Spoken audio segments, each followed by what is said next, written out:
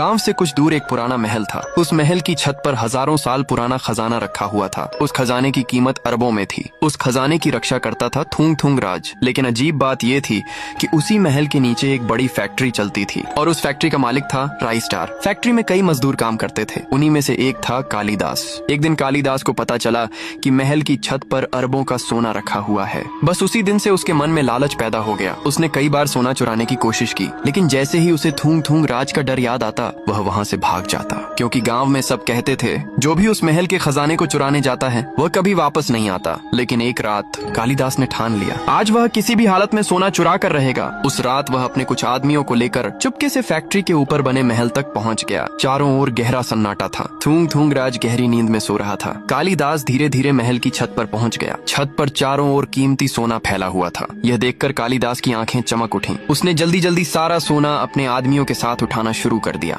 कुछ ही देर में उन्होंने छत पर रखा सारा सोना उठा लिया। फिर वे रात के अंधेरे में वहाँ से भाग गए और उस सोने को एक गुप्त गुफा में छुपा दिया। अगली सुबह जैसे ही थूंग थूंग राज की नींद खुली वह महल की छत पर गया, लेकिन वहाँ का नजारा देखकर वह हैरान रह गया। छत पर रखा सारा सोना गायब था। उसकी आंखें गुस्से से लाल हो गईं। वह जोर से गरजा, राई स्टार, मैं तुझे नहीं छोड़ूंगा। इधर राई स्टार को भी सोना चोरी होने की खबर मिल गई। वह भी हैरान था। उसे समझ नहीं आ रहा था कि इतनी बड़ी चोरी आखिर किसने की। उसी रात थूंग थूंग राज अपनी रहस्यमयी शक्ति से पिछली रात की सच्चाई देखने लगा। कुछ ही पल बाद उसे सच्चाई पता चल गई। उसने गुस्से से कहा, कालिदास, अब तू मुझसे नहीं बचेगा। अब आगे क्या होगा? क्या थूंग थूंग राज कालिदास को पकड़ पाएगा और क्या वह अपना अरबों का सोना वापस ले पाएगा? इस कहानी का पार्ट 2 जल्द आने वाला है।